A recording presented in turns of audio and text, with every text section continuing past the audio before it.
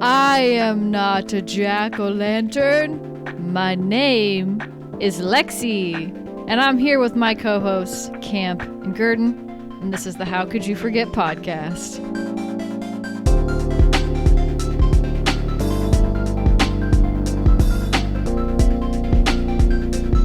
Lacey, give me a warning next time. I don't want to get scared like that again. I know. It's terrifying.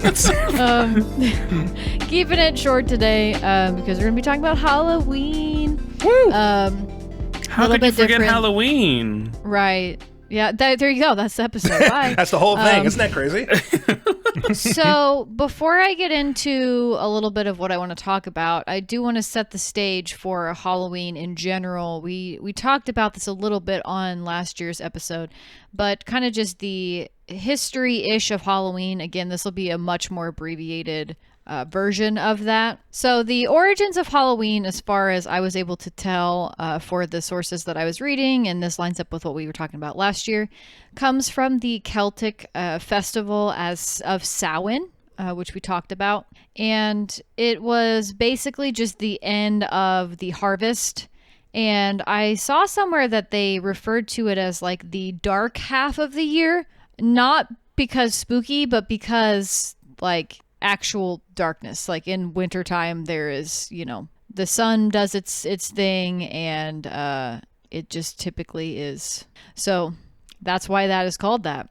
Ooh. Crazy, right? But also, of course, there were some more spiritual meanings to Samhain. Like a lot of other ancient festivals, it was basically the belief that the boundaries between the spirit world and the real world were lowered or reduced. This is according to the source History Hit that I'm reading right now. And so this is why Halloween has become known for being spooky and the spirits and, talking to the dead and things like that, because that boundary is supposed to be, lessened so we can actually reach out to spirits. Lexi, I have a quick question for you specifically about this.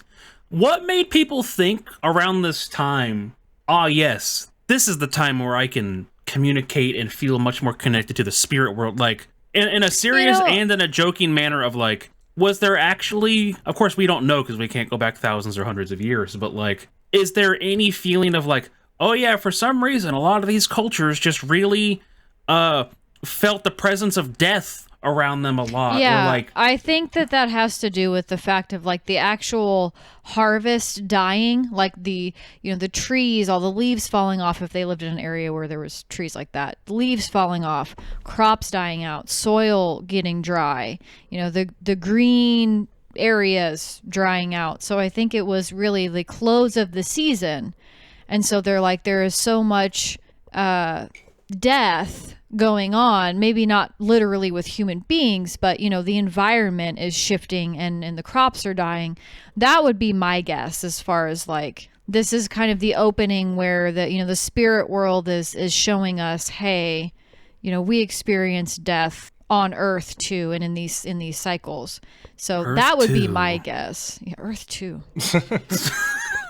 Beautiful. But yeah, I mean, that is a good question. I don't know the actual answer to that. If somebody in the comments does, by all means, please let us know. But yeah, probably has to do with the actual just cycles of farming and agriculture coming to a close, dealing more with death, thinking more about, the darkness, so to speak, because again, starts to get darker earlier. okay. I just wanted to ask. I don't know if there was a major theme that was running through a bunch of these cultures or anything like that, but I just wanted to ask you. Yeah, that's a great question. And unfortunately, I don't know the true answer. But Wow, I you weren't gave you a alive guess. in the 800s. I know. Wow, Lexi. I straight up be lying on the Fake ass Halloween fan. Fake. Spreading misinformation. Right. So of course, like any good thing that existed before Christianity, Christianity, more specifically Catholicism, came in and was like, hey, this is a Celtic festival that's like very pagan and bad and spooky. And so we need to do something that's not spooky and more like God. And so that was actually the creation of All Saints Day or All Hallows Day. which is November 1st. So that's the day after what we know now as Halloween. So they specifically were like, we really don't want to follow this holiday, but we're going to respect the holiday so much that we're not doing it on the same day. We're going to do it the day after.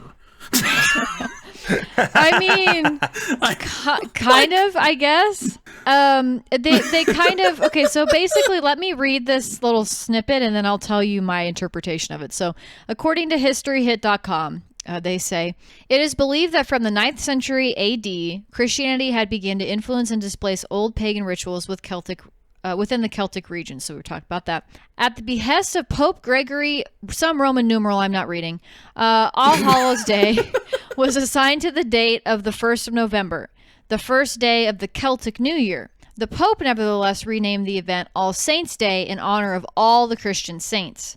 All Saints' Day and All Hallows' Day have been terms that have been used interchangeably throughout history. The eve before these dates was then called Halloween, a contraction of Hallows Evening. In the last century, the holiday will simply be referred to as Halloween, celebrated on the eve before the day of the Hallows on October 31st. So that's why it is Halloween. And so Pope Gregory, Roman numeral man, basically said, we're going to make this day the first day of the Celtic New Year, and we're going to call it All Saints' Day in honor of all the Christian saints. So, nice. So petty. Oh my God. Yeah. No, we're going to make our own holiday. Which again is cool. They made their own holiday. So sorry, I don't hate all Christians. I just hate the religious institution. So no, don't mean to offend anybody.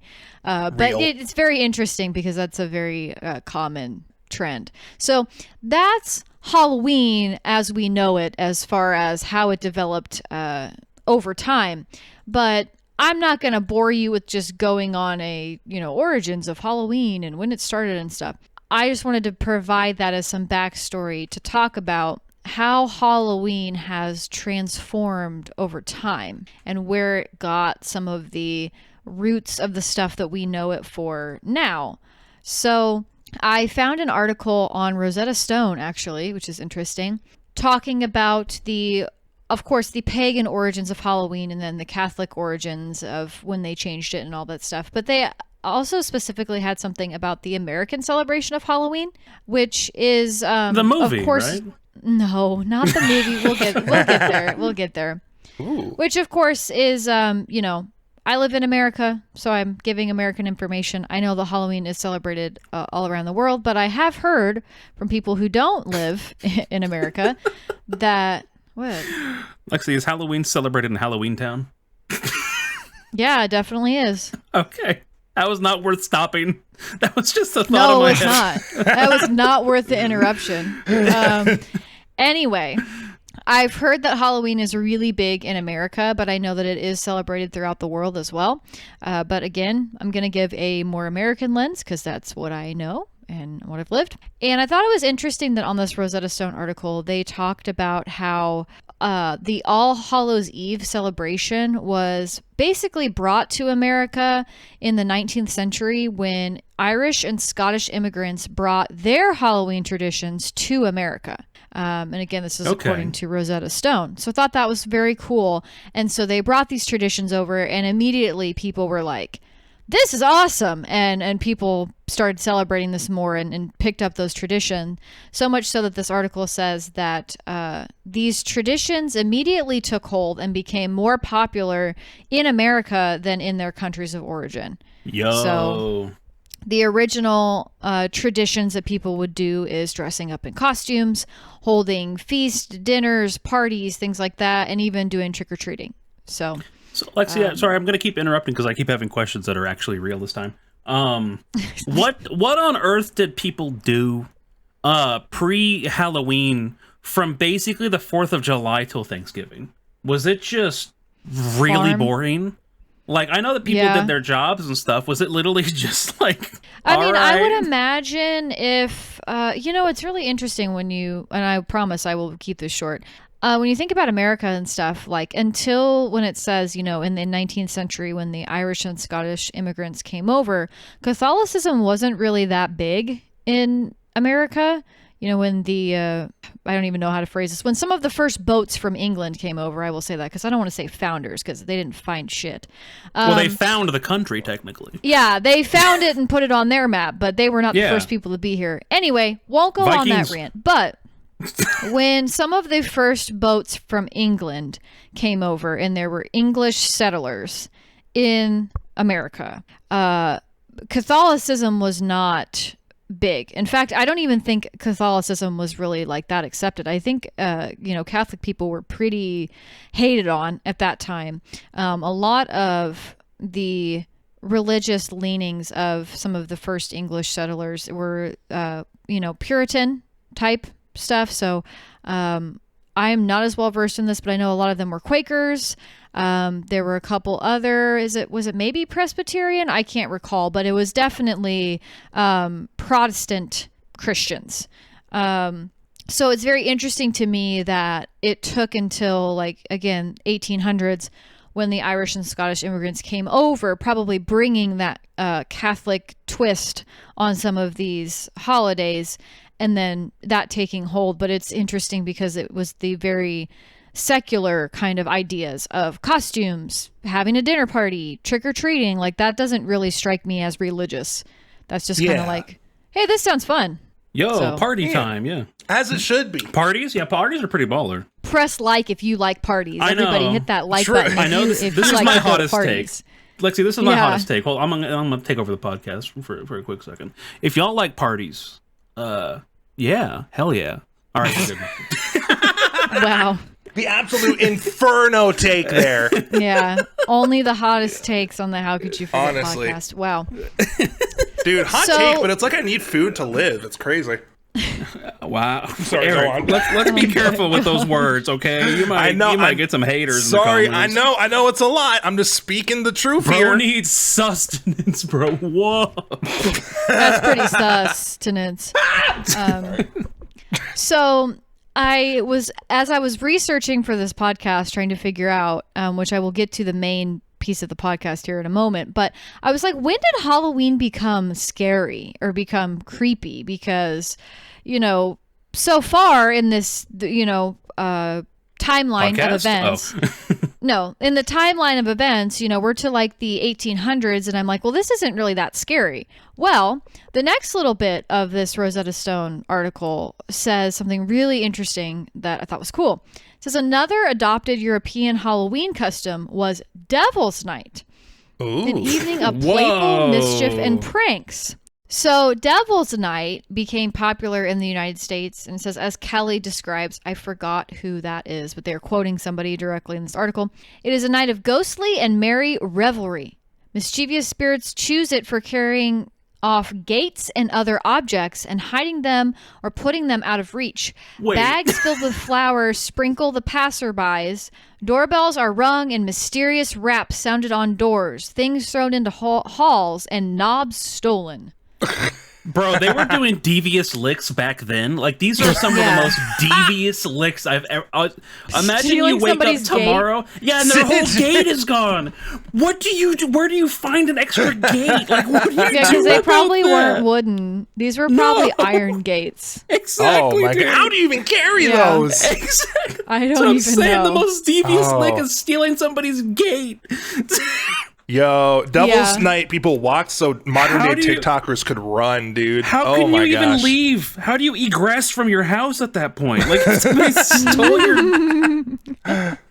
Sorry, I can't come into work tomorrow. Some kids stole my gate, boss. What do you mean they stole your gate?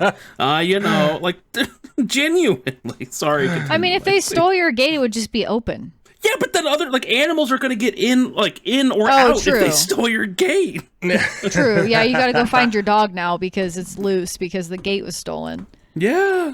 Sorry, Yeah, that was that's just true. crazy. That's pretty funny. That's why I wanted to read that direct quote because I was like, excuse me, devious what? lick. Exactly. So some of the popular Halloween symbols, obviously, they list them out here in this Rosetta Stone article. I wanted to highlight a couple of these because it did give me a better idea of like, oh, this is why Halloween would be considered maybe spooky or scary. Waking up without a gate? Yes. Well, I guess, yeah. People stealing your whole house. Sorry, continue. So the theme of ghosts during Halloween, this did originate during Samhain and things like that.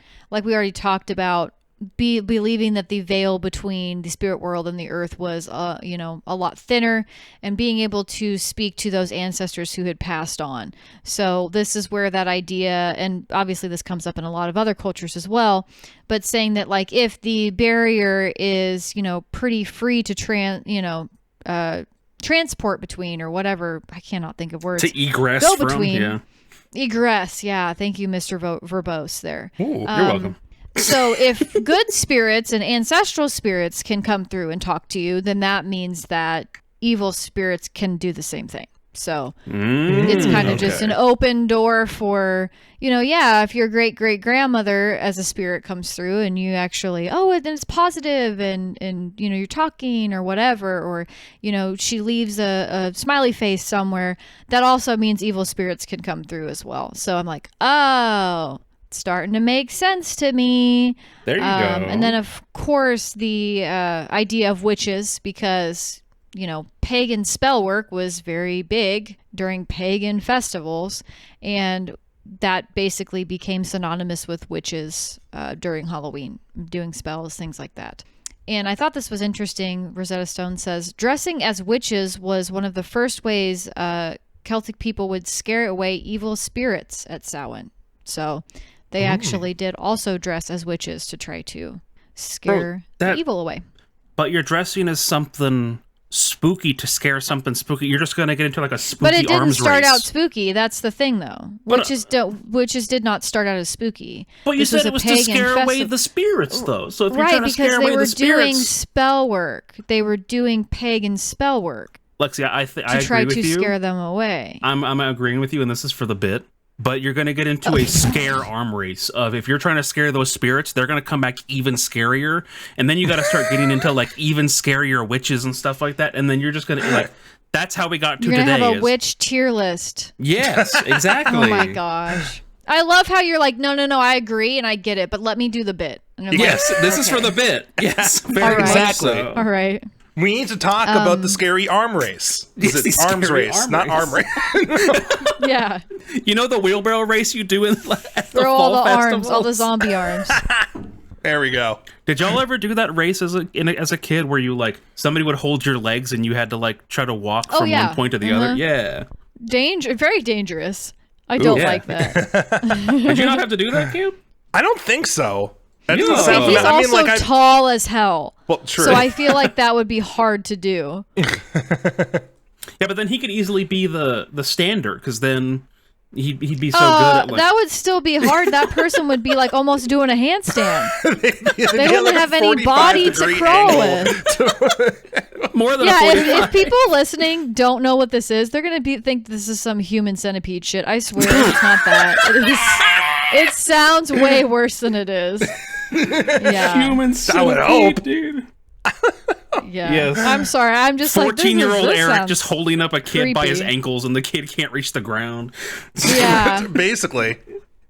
Yeah. That's what I was envisioning. So the last Halloween symbol I want to talk about from this article, is actually the Grim Reaper. Oh. Very different than pumpkin. So the Halloween character of the Grim Reaper, it says, started as a symbol of death in the 14th century during the Black Death. We see a lot of art pieces that have the Grim Reaper in it.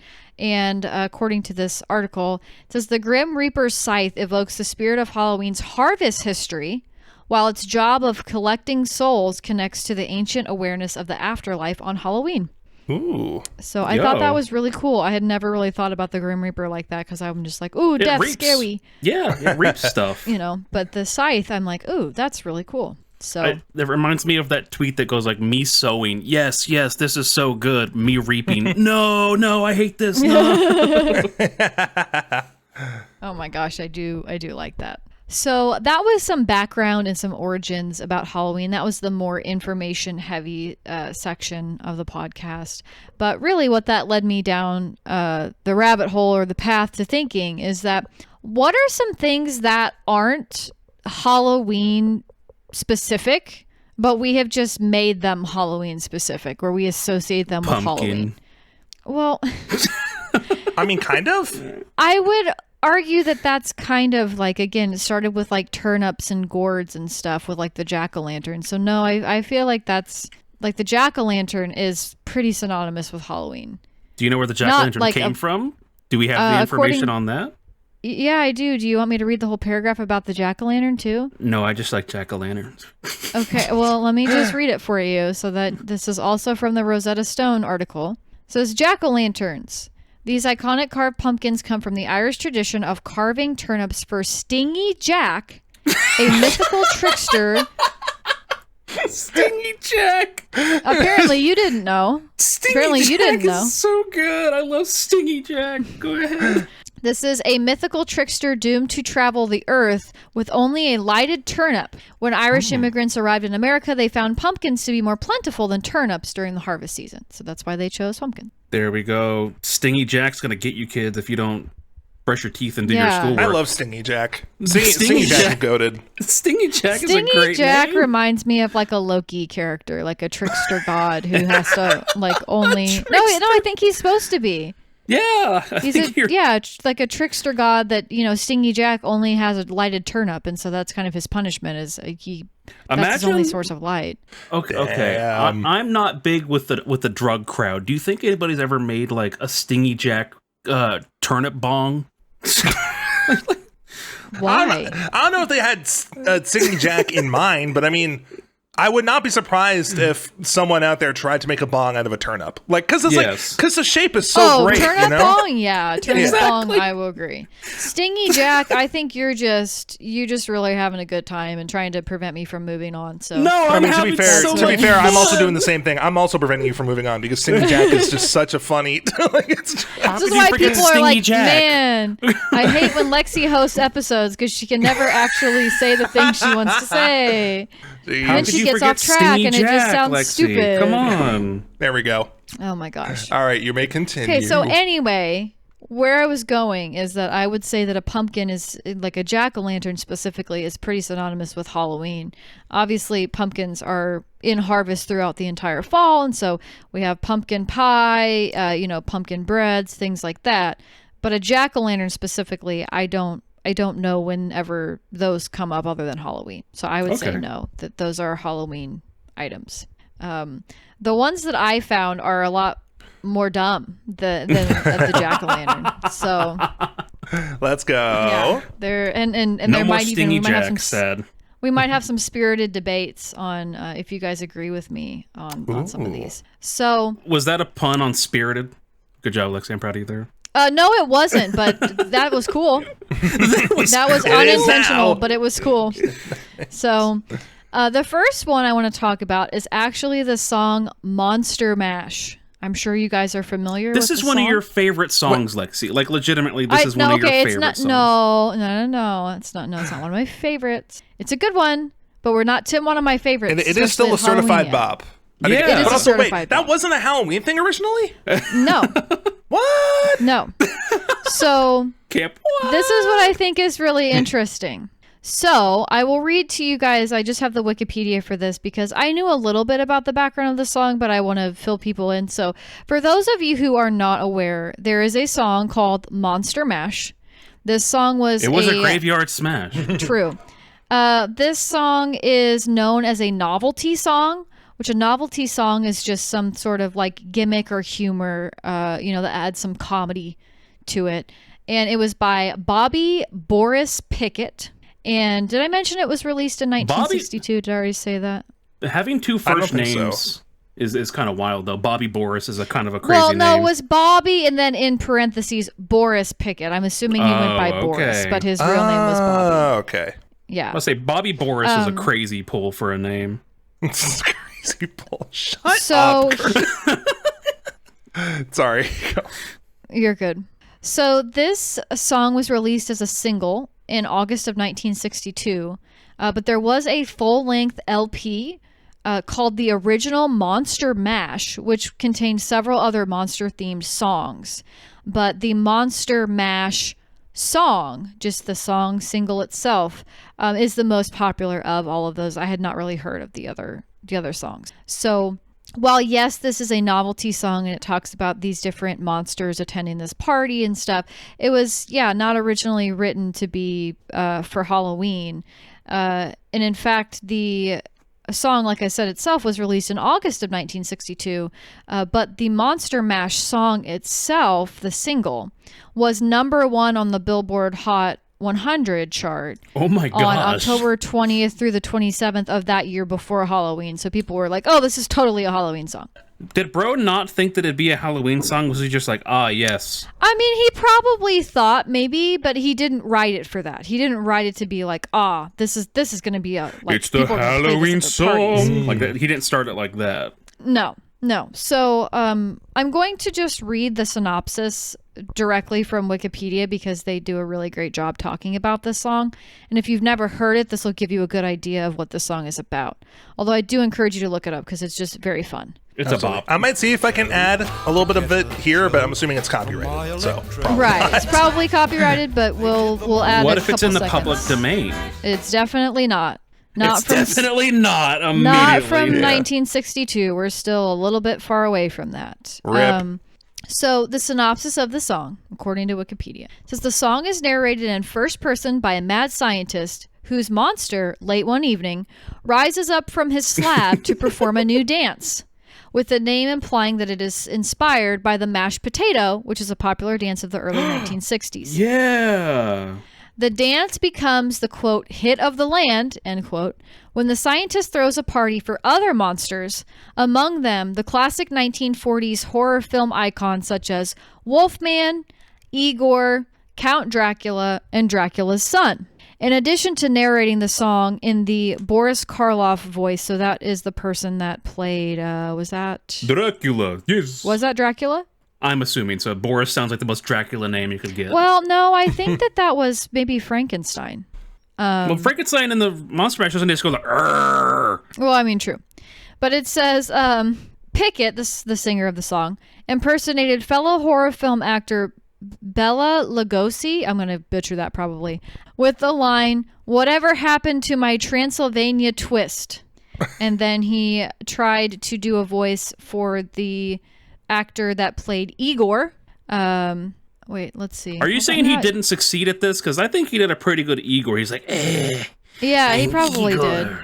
It says the mad scientist explains that the twist has been replaced by the Monster Mash, which Dracula embraces by joining the house band, the Crypt Kicker 5. The story closes with the mad scientist inviting you, the living, to the party at his castle. Ooh. So. Yo, thanks, I'm down. Dracula. Yeah. Let's go, Dracula. That is the synopsis of the Monster Mash. If you've not ever heard that song, again, I encourage you to look it up because it is funny. But yeah, I thought that was interesting that it is very synonymous with Halloween, and it's even, the genre, it says it's a Halloween song, but I really just don't get the impression that it was, specifically made for that, especially if it was released in August and, just kind of a twist on the Universal monsters, really, like Wolfman, Count Dracula, Frankenstein's monster, things like that. So that leads me into the second little category of things that I had for this, and that is the Universal monsters. So if you're not familiar with the Universal monsters, obviously they are based on works of fiction that were previously written by a variety of authors. You have Dracula, you have Wolfman, you have Frankenstein's monster, the Invisible Man, Creature from the Black Lagoon, Phantom of the Opera. I'm sure there's more, but those are the ones that I could think of off the top of my head. And those were all, they did a bunch of films throughout the, I think it started actually maybe in the late 30s, but through the 40s and 50s of this monster genre. And obviously monster films became huge. And obviously when we think about Halloween, we think about Dracula, the Wolfman, Frankenstein. Like Frankenstein's huge around Halloween, and it was a very large monster. True. And it wasn't originally written that way. It wasn't written as a Halloween story, and it doesn't really have any themes of Halloween, so to speak, but there are these creatures and these things that are kind of like almost human but not, in some way they have been changed. So I think that's why people think about them during Halloween. But I was going to ask you guys, do you guys feel like these monsters are kind of Halloween, or does that just kind of stand in its own genre? Gurn, do you have thoughts? I was going to let you go first, but I think that, because I had this question for Lexi, and again, I know I'm interrupting a lot, and I didn't want to interrupt again, but I feel like this is the good time of kind of, when did Halloween really meld into, or kind of swap from, like you said, like, yeah, it is kind of spooky and kind of spirity, into much more monsters, and then from like even monsters into like killing monsters, into like even where nowadays, like if you look at Halloween and stuff like that, a lot of it is just straight up like serial killers / like Terrifier and stuff like that is much more my question. Like, because I think that's more the main question of, when did it switch from, hey, this is just kind of a end of harvest festival, into kind of, okay, now it's more a little bit like spirity, more, okay, now it's monsters. Like, I guess that would be much more my comment. See, that's kind of what I'm getting to as well. So you jumped ahead a little bit on like the tail end of that. I'm a baller. But that's a good point of, we talked about in the 1800s, the Irish and Scottish immigrants coming over to America, bringing trick-or-treating and costumes, things like that, and the jack-o'-lanterns, of course. And I think that when the Universal monster movies were being made, again, in really the 40s and 50s, that golden era of Hollywood and also just monster movies in general, I think that's when the monsters started becoming a little bit more synonymous with the Halloween time. And then you even have something like the Monster Mash, which was released in 1962, and that was a play on all of the Universal monsters in the films, and then people started picking that up and they're like, oh, a mad scientist, oh, this is so Halloween. So I think honestly it's been within the last 100 years that Halloween has transformed into more of monsters. And I would honestly argue within the last, gosh, I don't even know, maybe 50 or 60 years, it's become more about like spooky killers and things like that, like which Freddy we'll get and to Jason in a minute. And stuff. Yeah. That's my guess. Again, that's not that there's no source behind that. There's no research. That's just my she guess. Made it up. Source, I'd be lying on the internet. No, let's go. That's just my opinion. Just my opinion. No, I mean, I think that's mostly true, though. Yeah, like, I would agree with that. Because that's much more the thing, is like, I'm not saying like back in my day, but I feel like even from the time whenever we were younger, like kids and stuff like that, like, yeah, you had some kids running around with like scream masks and stuff like that, but like before like the movie Halloween, like I feel like the fact that literally it's called Halloween, like what were people doing? Like, people weren't probably run around, like, of course you couldn't dress up as Michael Myers before Michael Myers, but like the thought and feeling of a Michael Myers character had to have come from somewhere, right? And so like, was that just kind of the tide turning on the holiday of Halloween, and it was becoming much more like, ooh, it's getting to this point where it's like, what if there was a killer on Halloween and stuff like that, and was the cultural zeitgeist switching much more to creepier and darker and darker and darker elements, instead of like, again, behind the scenes, Lexi and I were just at an antique place, and there were a couple Halloween decorations, but it was just like a scared cat. Like, it was a black cat that was just like, meh, and like, that was the Halloween decorations, and like maybe some bats. It wasn't like, oh, let me make a fake murder on my front porch. So I guess that's much more where that is. Right. And we'll, I'm going to put a bookmark on that, because we will get back to that, because I have an interesting little tidbit about that. But I'm glad you brought that up. And switching topics completely for a minute about not spooky killers, we're going to talk about the song, The Purple People Eater. Yo! Okay. So I promise we'll get back to the spooky. I'm going to let you finish. Yes, but put a y'all heard bookmark that on Purple that. People Eater. Yeah, put a To be fair, bookmark on Purple it. People Eater is a banger, so I'm excited to learn more about Yes. this. Okay, so you guys are familiar with Purple People Eater, right? I do know the song. Yes. Yeah. Okay, that's what we're talking about. Yep, it's a song. For those of you who do not know, this is another novelty song. Again, built on just a comedy concept. And the concept of this song is that there is an alien, purple one-eyed alien that comes to Earth, and he Bro's hungry. wants to be in a rock and roll band. What? I did not pick that up from the song at all. He says, it says challenging the listeners, and this is according to the Wikipedia, cite my source. According to the Wikipedia, it says challenging the listener's assumption that the creature is a purple-colored people eater. The creature asserts that it eats purple people. Quote, I said, Mr. Purple People Eater, what is your line? He said, eating purple people, and it sure is fine. But that's not the reason I came to land. I want to get a job in a rock and roll band. What a way of words. I love it. So, Mr. Purple People Eater eats purple people. He is not the purple people eater. He's not purple. Yes. He's not purple Yes. himself, but he's jealous of the people that are, so he eats them. Right. That's some resentment. He wants what he cannot have for himself. Yeah. And see, it's funny because, so this song was released in May of 1958. It's considered obviously a novelty song, but rock and roll and also doo-wop. I love doo-wop. I do. Dude, I love go. doo-wop as well.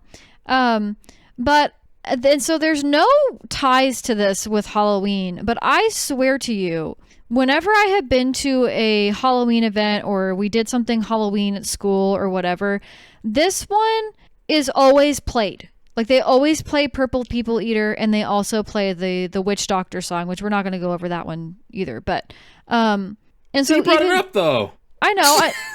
I brought it up, but in relation to this, I'm not going to go down another song. Okay, sorry. But Purple People Eater, I don't know why. I've always heard this at like Halloween parties or around Halloween time, and I've never really understood that one. Like Monster Mash makes more sense to me because again, the association of monsters with Halloween. But I'm like, why Purple People Eater? I don't. Yeah, because unlike Monster Mash, I never actually thought of Purple People Eater as a Halloween song. Like, no. Right. Yeah. But have you heard it at Halloween, like, things? I think that's the reason why I don't, because I've always heard Monster Mash, but I haven't heard... Like, the only reason I know about Purple People Eater is because I used to have a friend whose music taste was stuck in the 60s and 70s. So that's how I heard about it through him. Okay. Okay. But I never heard it in, like, a Halloween function or anything. Interesting. Dang. Okay, is this just me? Probably. What about you? Have you heard it? I'm here with you as well.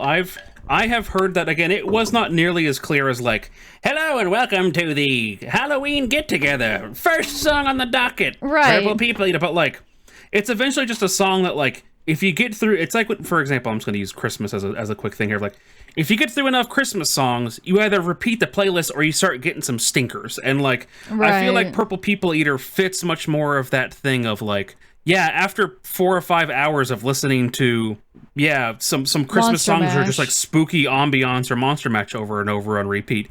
Yeah, you'll probably get some songs that are like, why are we listening to Purple People Eater? Fits in the Tantrums or Purple People Eater or something like that. Yeah, like it's just a bop, saying, so they played it. What you're saying is that Purple People Eater is a stinker. it's not a true stinker. Like there are plenty of worse it's not songs. themed like, enough to Halloween, is what you're saying. Yeah. I got you. I can see where it comes from because again, like the concept of eating something, like an otherworldly creature eating something, like that's not just like he's eating some Pop-Tarts. Like, yeah, I can see why people are like, oh yeah, that feels kind of Halloween-y because like it's foreign to us on Earth, of course, and like foreign to us as people. Oh yeah, because he's an alien that came down that wanted to be in a rock and roll band. So yeah, exactly. Okay, well maybe that was just me then. I just remember hearing Purple People Eater. It also might be a thing because I didn't have a lot of American friends until I became a Discord addict. But maybe it is like an American thing though, because obviously you can stop at any time. Cam.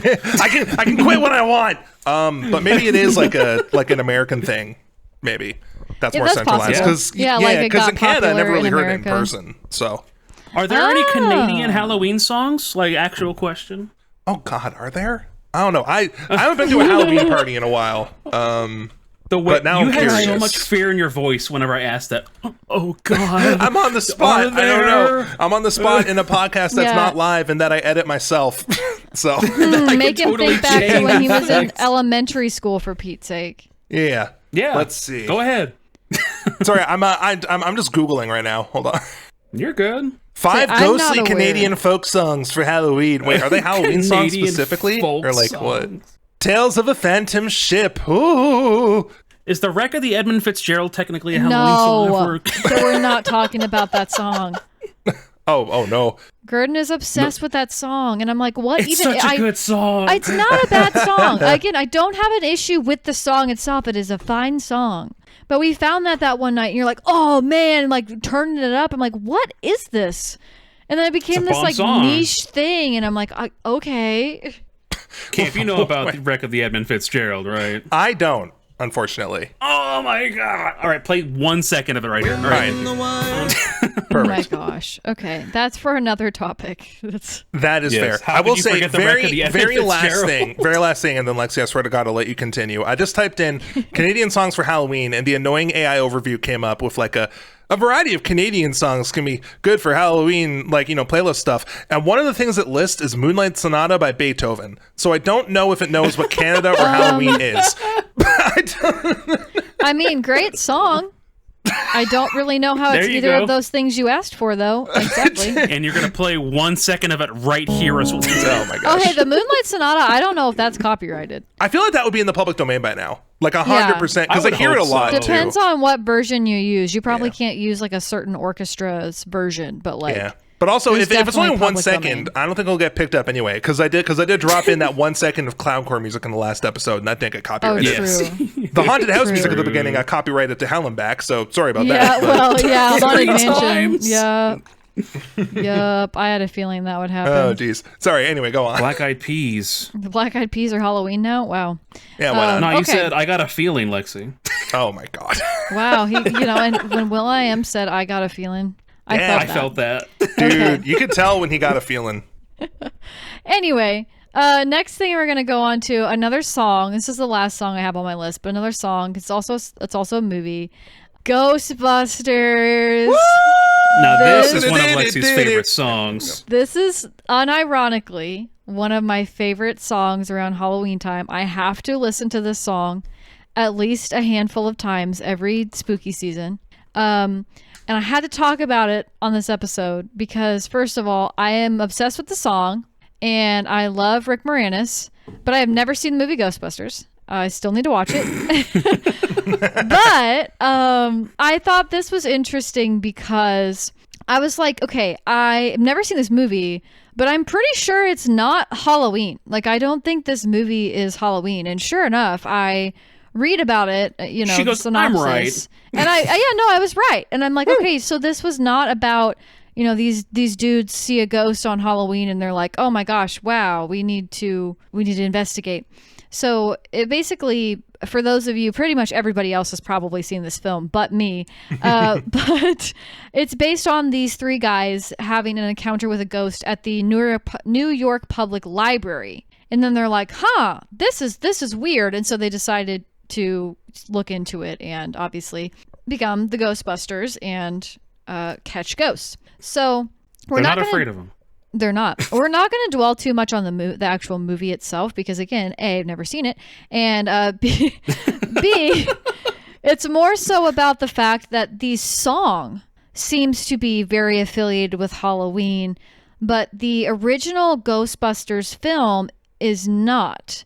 And it's very interesting to me that now that they have done follow-ups to Ghostbusters, making some sequels, I believe it was just last year they did the Frozen Empire movie of Ghostbusters, a sequel movie, and that one I know was way more involved with Halloween, like released around spooky time, had more of a spooky demonic tie to it than, of course, the original Ghostbusters film from 1984.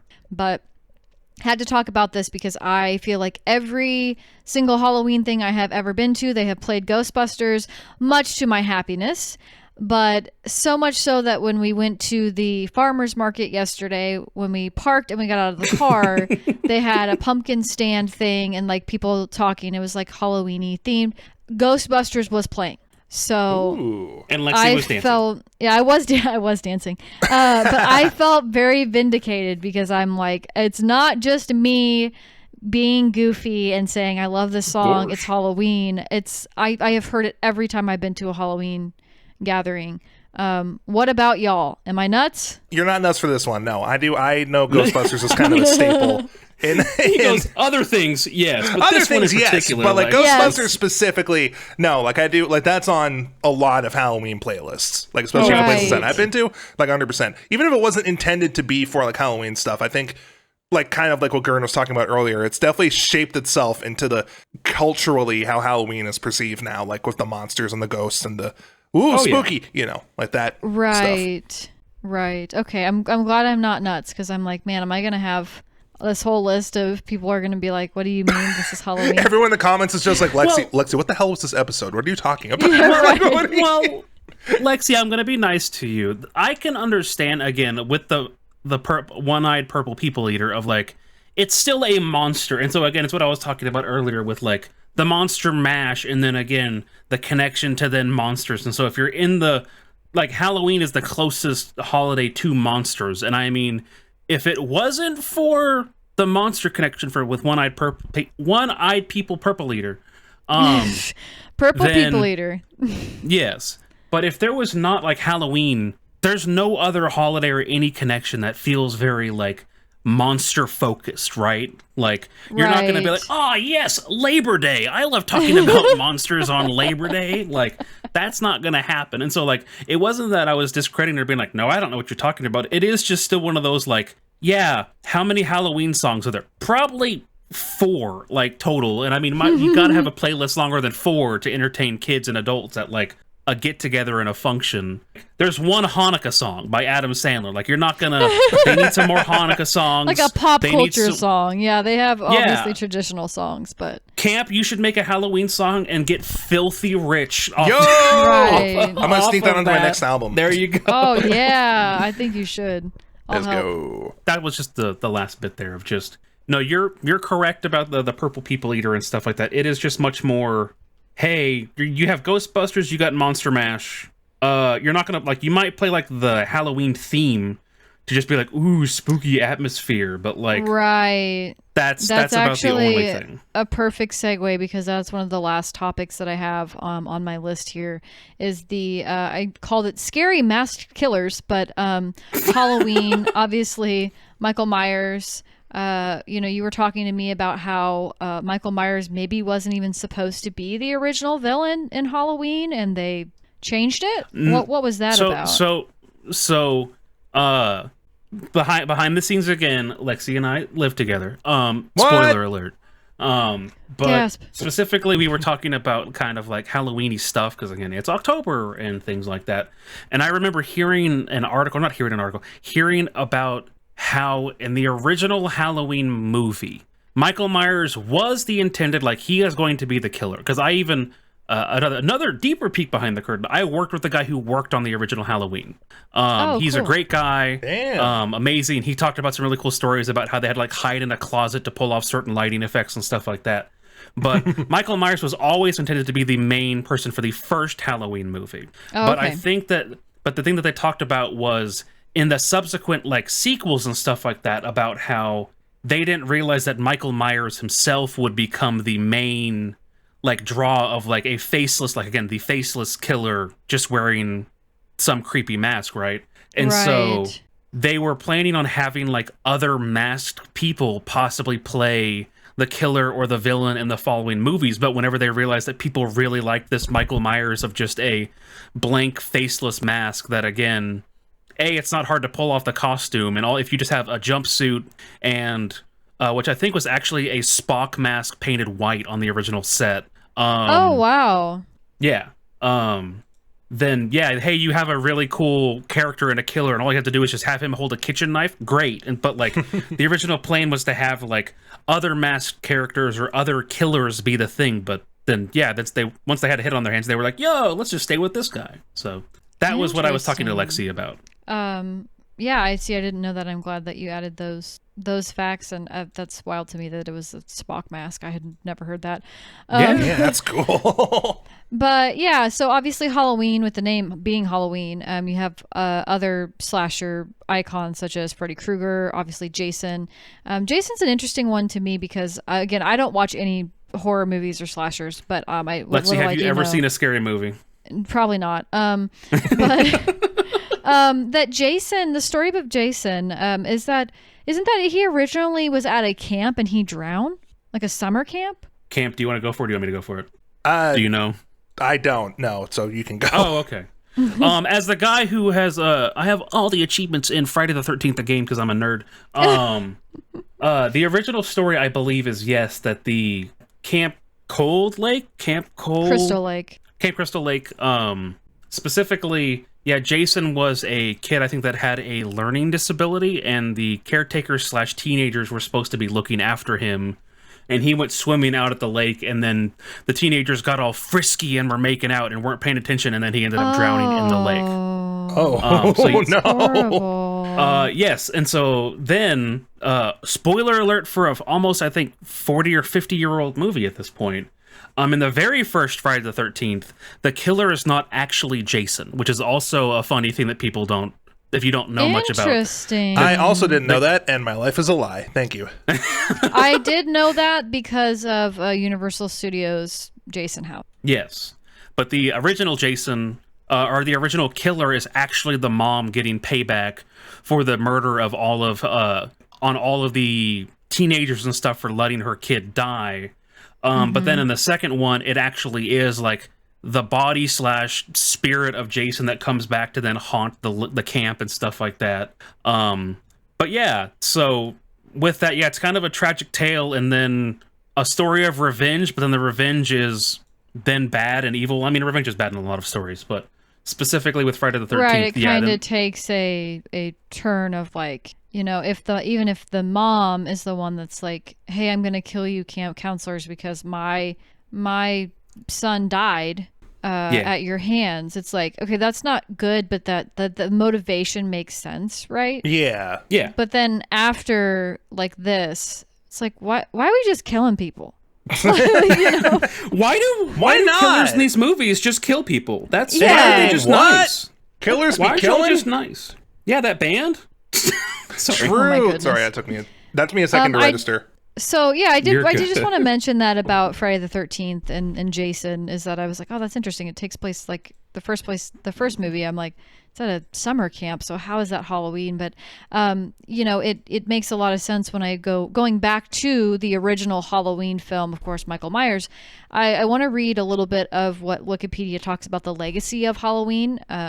So quoting directly here from the Wikipedia page. Says Halloween is a widely influential film within the horror genre. It is largely responsible for the popularization of slasher films in the 1980s and helped develop the slasher genre. Talks about a bunch of different tropes that were established through that, including the use of a theme song for a killer. I think that's really, really interesting.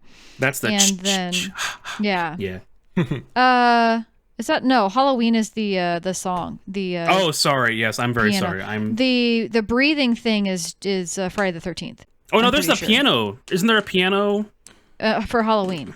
Yes. Yeah, that's what I'm saying. The Halloween The Michael theme Myers theme. Yes. Yeah. The like weird breathiness thing. That's Friday the 13th. Yeah, John Carpenter did the theme for the original Halloween, so yeah, it's gonna be good. Right, but I thought that was cool that a leitmotif for a killer is very interesting. Yeah.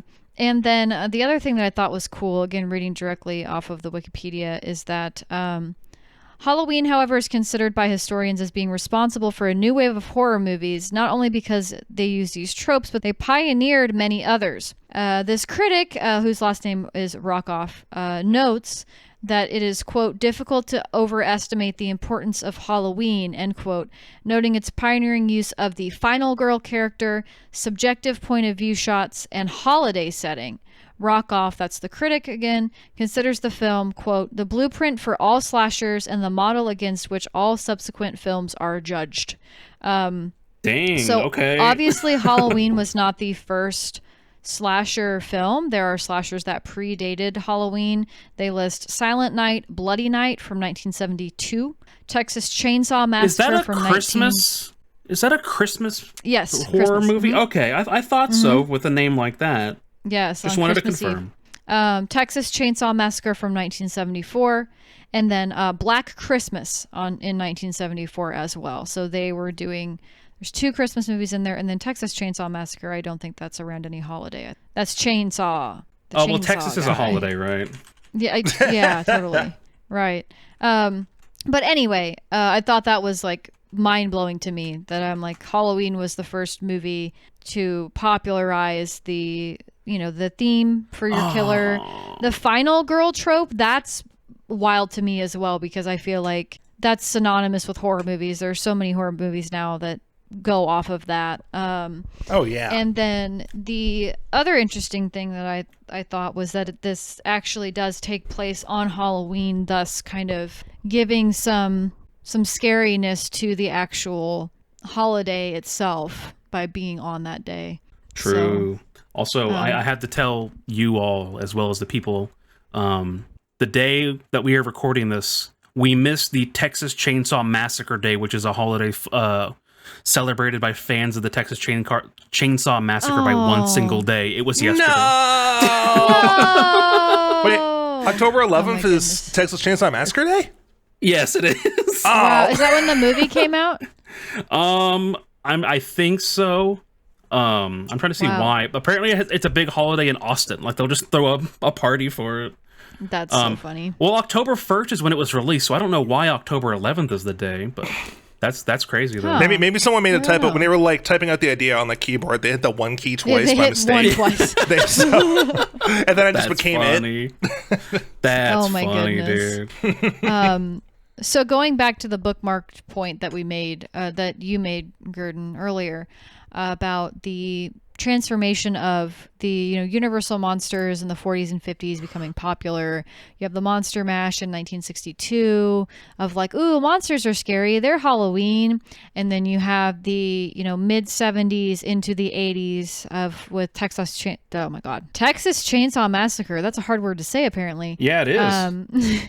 You have Texas Chainsaw Massacre, and then Halloween, and then all of the subsequent slasher films that have come after that. And it's interesting too that you mentioned Terrifier, because like I said, I'm a big theme park person. We talked about this in last week's episode, but the idea of horror being synonymous with Halloween and there kind of being a blend there, because of course there's still happy, cute Halloween things like jack-o'-lanterns and hay rides and dressing up in, a costume that's not scary. But I feel like as more millennials maybe, and people that grew up with the slasher films kind of starting to come out, and that, through the 80s, 90s into the early 2000s, as all of those younger people, when they were younger at that time, that they're older now, they're like, yeah, I love no, not old, but they're getting old enough to where they're the ones influencing Halloween events and horror events. And so they're like, oh, we want to see that. Like, oh my gosh, yeah, Jason scared the shit out of me when I was a teenager. Like, that's so scary. We should do something like that for our, horror event or our Halloween time. And so I think that has really evolved, and I am always amazed. I'm just blown away, because I am not a horror movie person in the slightest. Horror as a genre has been such a staple for so long. And every time I think, okay, well, it's got to be dying out, right? Like, it's got to be getting less popular. There are people that come along and they make a twist on some of these tropes, or they come up with a different idea. And I'm like, wow, okay, horror is still very much alive as a genre. It is probably one of the top genres, so much so that Gurdon and I on Friday night were like, oh, we could go see a movie. I was going to mention that. Right. We could go see a movie, and 9 out of the 10 movies that we're showing were horror movies. The only movie that was Dang. not a horror movie was Tron Ares, and that's a horror movie because Jared Leto's in it. So, That's psychological horror more than anything. right. So Yup. I was just, and it is October, so of course it's the season of horror movies, but I am blown away by just the amount of horror films that have been such a big cultural impact, and I really think that that's illustrated well with something like Terrifier, something like Five Nights at Freddy's, that really is in that horror genre, but is such a different twist on certain tropes that it's enough to engage an audience and pick up new viewers, so to speak. Lexi, I do have a question, and I have a question for camp as well. We kind of got past it, but I just wanted to bring it up now. When you were talking about how so many people our age and like a little bit younger are very into Halloween, and because of memories of it, of like in trick-or-treating and horror movies and this, and that, and the other, do you think that kind of how there was a really huge push for like people really loved like Christmas for a while, like in older generations, that there's going to kind of be a overexposure of Halloween, and like maybe in the next couple of like, maybe not what would be our kids, but like our kids' kids are kind of be like, Halloween is for old people. Like, do you think that that's a possibility, or? Oh yeah, I do think that's a possibility. I think the reason why it has been super popular is because it has that ability to mutate so well. Versus like even with Christmas, we've seen the inclusion of horror Christmas. Obviously we mentioned, I think that was like 1973 or 4. Don't quote me on that, but Black Christmas, the slasher film that is on Christmas. And so I think there's been some overlap and stuff like that. I think that it's very fitting that horror is kind of having a moment and has had this resurgence, from time to time, because I think that people like to be entertained and like to have something to focus on during times of shit, for lack of a better word. So yeah. I think that the horror genre and Halloween in general, I think, is going to have some, peaks and dips and stuff like that. But I don't know if it will ever be associated quite so much with like, oh yeah, Christmas is for old people, or these cringy Christmas things or whatever. Just because I think that Christmas also, without going on a 5-hour rant, Christmas is also really tied to money and like capitalism, and you got to buy gifts for people, and Santa, and he gives gifts and stuff like that, versus Halloween, other than getting candy from people and stuff like that, it's a lot less tied to, like, you can kind of remove some of the capitalism from it, I think, at least. Oh, can I also just say about Halloween, we have no trick-or-treaters that come to our house. Yeah. Last year, I know this is extremely off the beaten path, I'm so sorry. Lexi and I were trying to be super nice. We got out a little table, went to the store and bought like a bulk size thing of like Oreos and candy to give out to these kids, and walked outside and sat out there with like... Wore my Eevee suit. Stole Gordon's Eevee suit. Yes. But we did that, and then we stood outside talking to our neighbor for 2 to 3 hours, and not a single kid the entirety of Halloween came to our house. And they had like, candy really? too. Our neighbors had a bowl of candy too. Yeah. Oh my gosh. We're like, all right. That's wild. That does actually so we don't have to remind buy me candy anymore. Sorry, go ahead. Now that we're talking about trick-or-treating, actually, I did just realize, little bit of context, I just moved, and I actually my building, I'm in a new apartment building, and my building has a lot of families in it because there's a public school like right across the street. And now I'm wondering if it's going to be like doxed, but I'm wondering if there's like, because I know that like some apartment buildings did that. I mean, the first time I moved into an apartment building, that was when like COVID was at its worst. So I didn't get any trick-or-treaters, obviously. But now that I'm in an apartment building with a lot of kids, are they going to go around the apartment building and trick-or-treat there? They or like, do they might. go out? Or I mean, I probably now wondering if I should get candy. They might be go to the prepared for school. that. If you said that it's close to a public school, their school might have an event, because Halloween's on a Friday this year. So Okay, I have a feeling that they'll have some sort of school either during the day and or, like a fall fest Halloween thing where the kids a trunk or treat, which I think we talked about maybe. last year. Yeah, we did Call talk back. about that last year. Yeah. Now that I actually know what a trunk or treat is, I can. Yeah. You can just go put it all in your trunk and just offer kids candy out of the back of your Yeah, trunk. totally. get It's in a the middle white of the van. parking garage. It'll be just fine. It won't be suspicious Get a at white all. van, and you know what? According to last week's episode, dress up like a clown. Kids love the clowns. Oh, of All you course. have to do is Van, say that you're clown suit. doing a clownogram and you'll be fine. There you go. There you go. Oh gosh. So, I'm so sorry for any- getting you off topic, but yes. You're good. Any final thoughts before we get to our game? I have a game to close us out today. I do actually. I actually have some final notes. So, Lexi, you were mentioning, and we kind of got away from it, but we kind of stayed in the same realm of things that were originally intended for a holiday and like Halloween in specific, but then Oh, through I have one time- thing really quick. I want to just say Okay. Nightmare Before Christmas is a Christmas movie. It is not a Halloween movie. People can fight me in the comments if they want. Nightmare Before Christmas belongs on Christmas. All not right, Halloween. y'all can fight Lexi. Yeah. Great film. I'm not saying it's a bad film. I'm just saying it's definitely a Christmas movie, not a Halloween movie. All right, fight Lexi in the comments down below. Let's go. I'll miss her. Sorry, things that are originally not for their holidays. But I remember specifically, this is not about Halloween, but this is one of the only times I can flex this small random piece of information that I picked up when I was probably in high school. So during Christmas time back in the day, I was watching a PBS documentary that was talking about a brand of prints called Currier and Ives.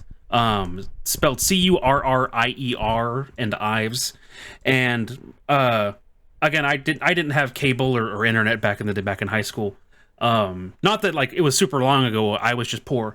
So we were watching a PBS documentary around Christmas time, and they were talking about Currier and Ives. And I don't know much about Currier and Ives. I'm not like a collector of it, but apparently it was this company from the late 1800s that went defunct in like 1907. And they were known for specifically making prints and things like that for these outdoorsy scenes, and like a lot with like They were like sleighs. paintings, but they were prints instead, so they were cheaper.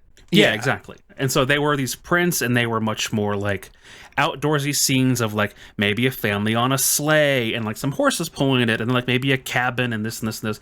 But it was a lot of horse imagery involved. And I remembered this because again, it's just been stuck in my head, even though I need to remember important things and not this random tidbit of knowledge, that this company went defunct in like, again, the early, I think 1907, so don't quote me on that, of like very early 1900s.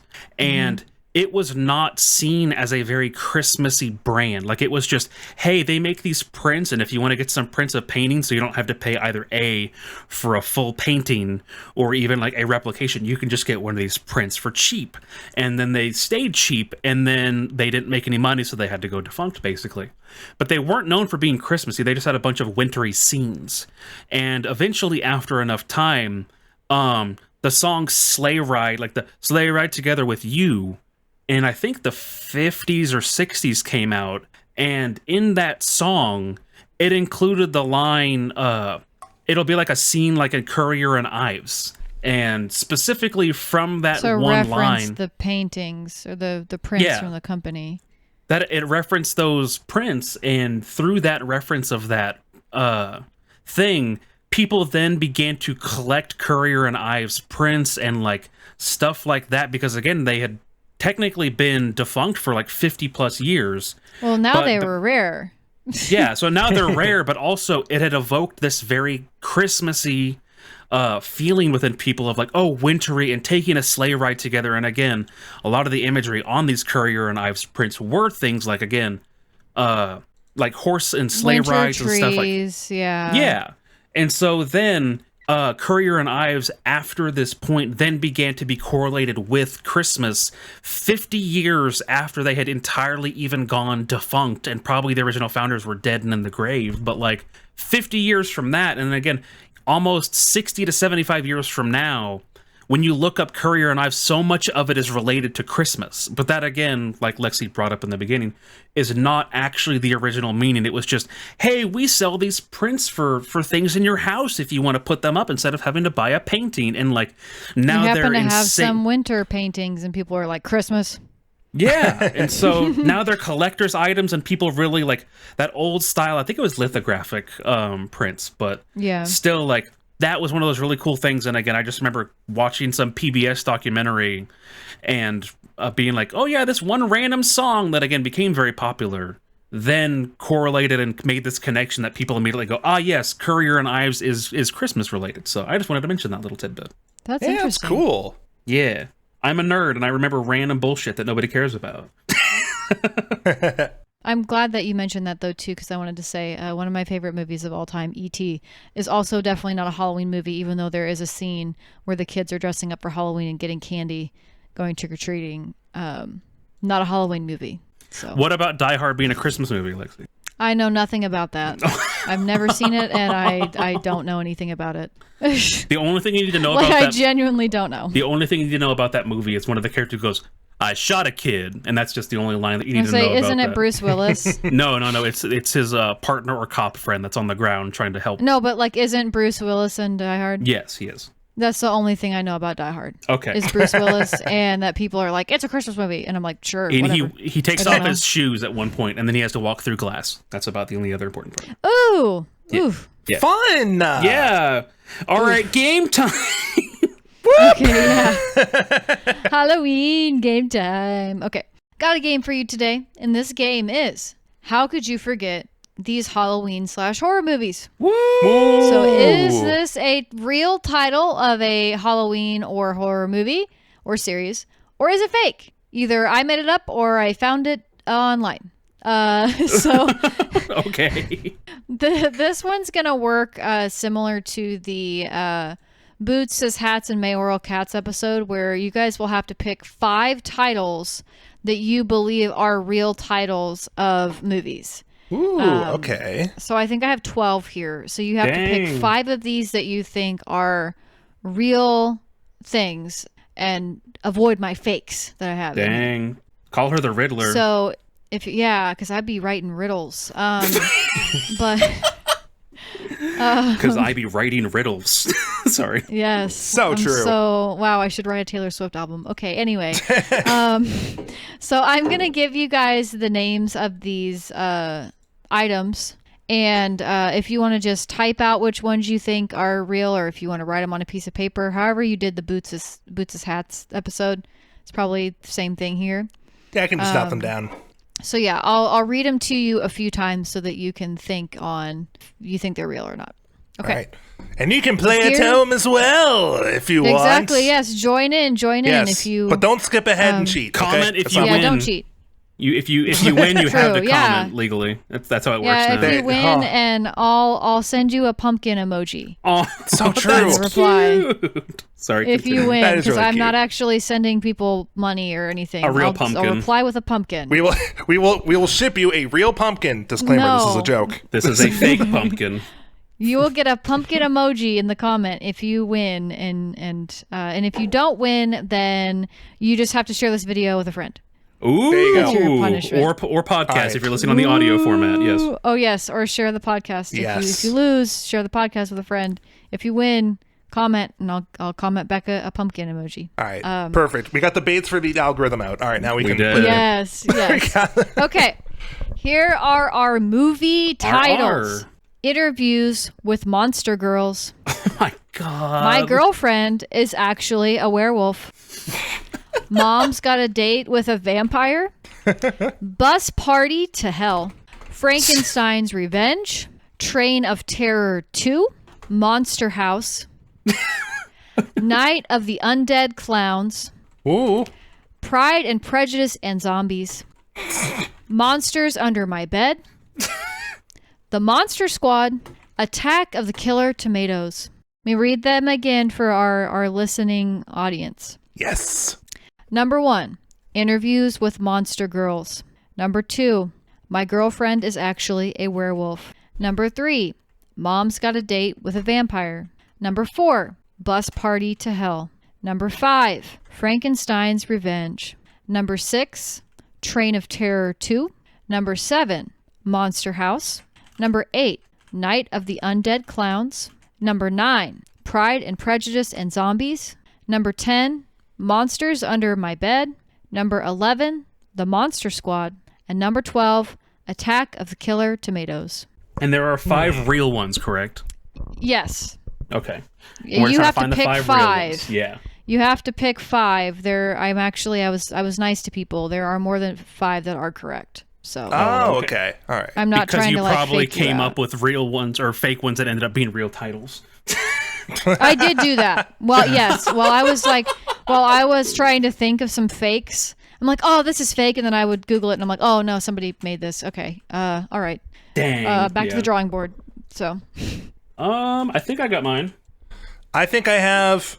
You know what? Yeah, I got mine too. Okay. I. Dun, dun, dun, dun, dun, dun, bump. Okay. All right, who's going first? Gurn, you want to go first, or should I? Who went first last time? Do we know? I don't remember. I forgot. You can go first, Gurdon. I'll go first then. All right. All right. So I've actually heard of a couple of these, so I get a slight edge on these. Okay. I've got to start out with Monster House. I know Okay. that's Of course. that's a real film. Very quick side tangent. When I was younger and I went to see this movie in theaters, I showed up 30 minutes late because the person that drove me there was slow.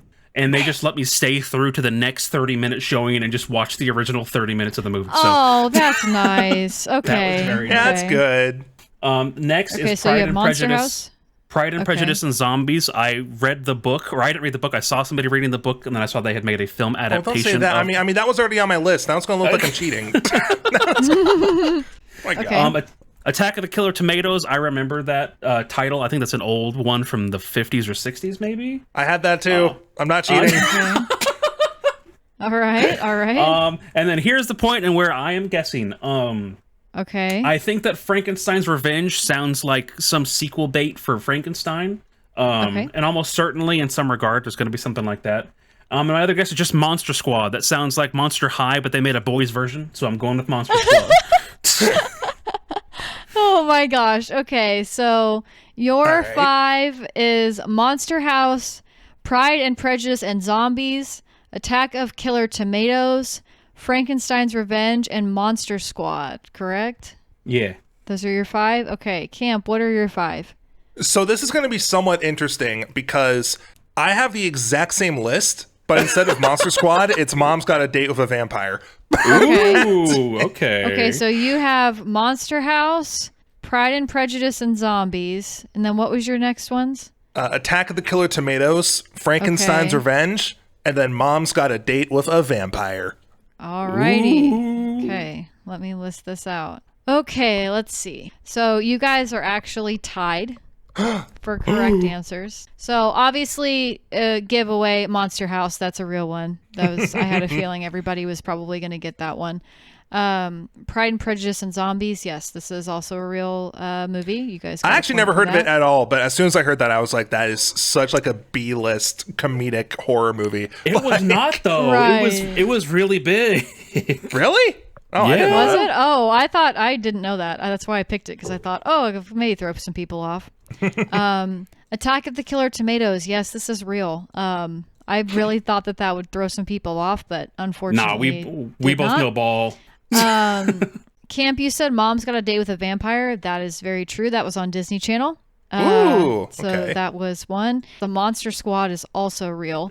Really? I don't know. I didn't think that one would be Wild. real just because it was like, I don't know, it was kind of a generic sounding name. So I just Yeah, was- it was actually a team up of some of the Universal monsters making like not a superhero thing, but like actually squatting up for this movie.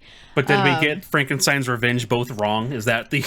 That one is wrong. okay. Because We suck, it is not Camp. Frankenstein's Revenge. It is the Revenge of Frankenstein. Oh no. Yeah, that was kind of dumb. I kind of, Wow, little Lexi tricks got there. us. What? So I will tell you the other 2 that you guys did not get that were correct is Interviews with Monster Girls. That is manga and an anime, I believe. It just sounded funny. My girlfriend's actually a werewolf. I made that one up. You might be able to tell. Oh. I did have I that one ma- on the list till I knocked it off in favor of Mom's Dating a Vampire. There you Okay, go. all right. Night of the Undead Clowns. That is a fictional film from the Universal Studios Halloween Horror Nights house from last year called Slaughter Cinema 2. Oh, I thought you put that in there to throw us off because the last episode was all about clowns. I did. Oh, okay. But I didn't. Well, make there's it also up. killer clowns from outer space, and I thought you were trying to. And that is real. Yes, Yeah. that is real. Monsters Under My Bed. I just made that up. And then Nice. Train of Terror 2. That was just funny to say. I made that one up too. Bus Party to Hell is real. That is a real movie. That sounds fun. So I will tell you later, Camp, why I wrote that one down, because that will definitely dox Gurdon and I if I tell you. Okay. Okay. I will say I did just Google it, and it is rocking a 3 on IMDb, so that's exciting. Yeah, but it sounded like a fun one, so I threw it on there. Yeah. And you guys did really well. So any listeners out there, if you're listening on the Get YouTube that pumpkin version, emoji. Yeah. comment. We got a 4 out of 5, so if you got a 5 out of 5, that's pretty good. Yeah, you get 2 pumpkins if you got a 5 out of 5. Ooh. Dang. There you go, the coveted dual pumpkin award. That's wild. Yeah, sorry guys, that one wasn't as hard as some of the other ones, but I thought it'd be fun. We just snowball. Attack of the Killer Tomatoes. That one was like, I was like, excuse me, what? Yo. So I had to include We know that. ball, Lexi. We know all I was about going them to say, tomatoes. you're also asking this to like 2 people who are kind of movie buffs, so. Who are I know, nerds. that's the thing. Yes. This was a terrible game for me because I don't watch movies like ever. So I There probably you go. y'all should have probably done this one with me, and I would have gotten them all wrong because I don't watch movies. So. There you go.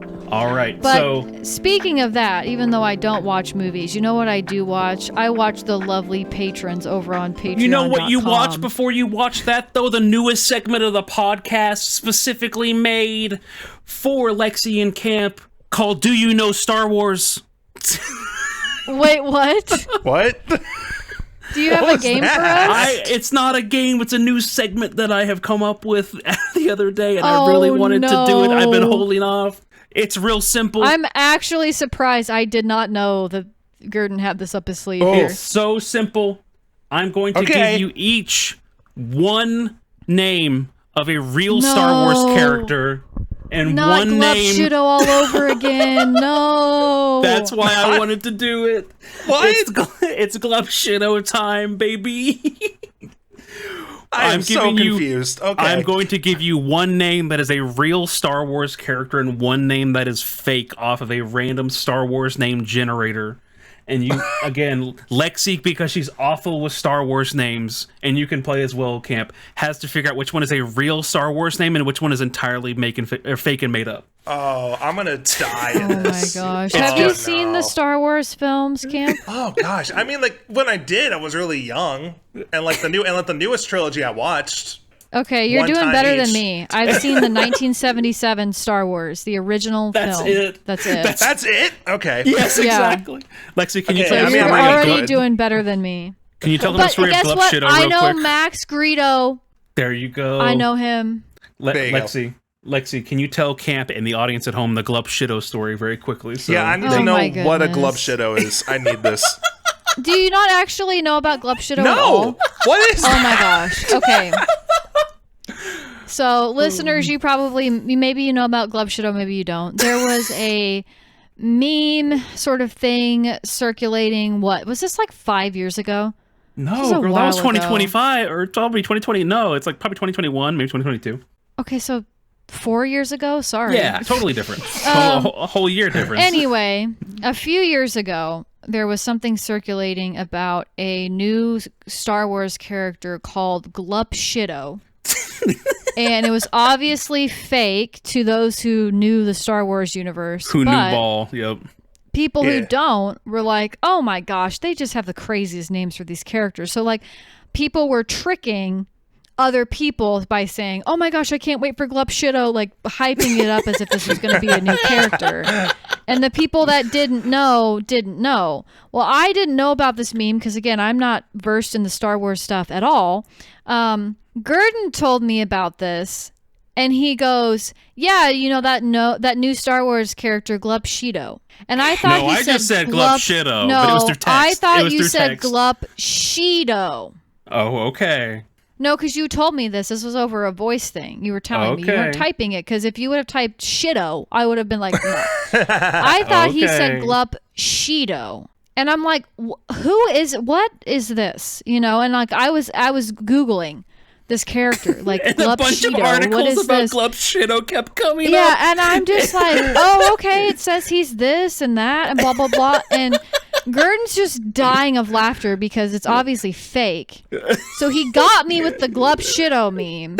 He's got me with a D's nuts joke and a glup shitto joke now. True love. So basically, Camp, all you need to know if you've never heard about this is that somebody made up a fake Star Wars name of Glup Shido, but it sounds so believable because this entire world of Star Wars has characters that sound absolutely ridiculous. So it's not hard to believe that there would be a character Named called Glup Glup Shido. Shido, considering Yeah. the specific style of music they play during the Cantina Band song is called jizz music, which they have retroactively renamed because people were like, jizz music? They call it something else Why now. did they rename it? Cowards. Yeah, they're cowards. Disney's cowards. They didn't want it to be called jizz music, so they called it something else. Bruh. Okay. Oh, it's so funny. But It's anyway, so funny. that's the But Glup Shido I have story. been wanting to play this game, but I've not had a good moment. And now that we are here, it is now time for Glup Shido, the Glup Let's Shido game. go. All wow, right, I'm so excited. all right. Y'all get 2 names, and that's it. Okay. There's one real and one fake. Is that what you said? Yes, there's one real Okay. and one fake. The first name, Ukla Pesante. Ukla Pesante. The second name, Grayada Gendoanian. Oh my Grayada god. Gendoanian. Okay, well, Grayada Gendoanian sounds super convoluted, so I'm going to say that that one's real. And I'm going to say that the Ukla Prescott or whatever is fake. I'm gonna go the opposite of Camp. I'm gonna say that the Ukla person is real because the gender something or other sounds like somebody trying to make up like a woke Star Wars name.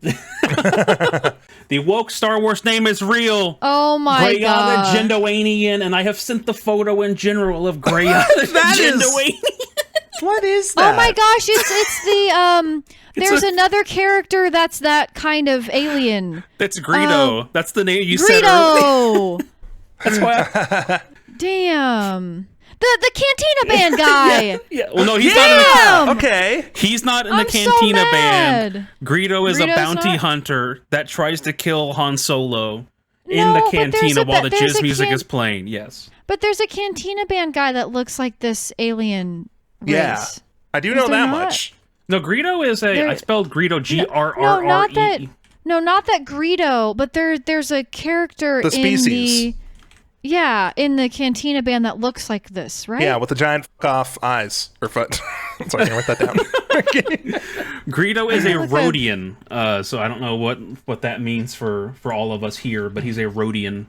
I don't know if the Rhodians Hold are on, fond of let me jizz look music. up I don't know. this. I swear there's a guy that's in the Cantina Band that looks like this. All the Maybe not. Cantina guys are just little dudes. One of them is a blue dude with a long ass nose. Oh, no, that's Max Rebo. That's my Max boy. Rebo. Greedo and Max Rebo are That's- different characters. People have names for a Okay. reason, Lexi. Well, you know, when it comes to this, here you go. Thank you. Cry about it. Thank you. Cry Lexi about it, has Jeff. sent I me love a it. gif Cry about of it, Cry Max about it Rebo. with Max Rebo. Yes. I love him. All right. Well, Camp knows Star Wars. Lexi is still in the dark about Star Wars. That is the inaugural episode of Glup Shido about it. You don't know Glup Shido. You don't know Glup Shido You don't about know it. Glove Shido. There we go. Oh my gosh. You don't know Glup Shido. Okay. That's the ideal name. Oh my god. All right. All right. With that was the episode. If you stuck around this long, thank you so much. Again, mostly Halloween, a little bit of Star Wars at the end. That's basically what that Star Wars character's last name was, Halloween, pretty much. Even though we are playing many games on this podcast, what we don't play around about is our lovely patrons over on patreon.com. Thank you so much for your guys' support. We would not be able to make this podcast without you. So go ahead and go over and check out Gurdon's Patreon as well as Camp's Patreon if that's something that you would like to do. We're always looking for more suggestions, so if you have any ideas of what you would like to hear about on this podcast, as always, let us know, and we'll see you in the next one. Bye-bye!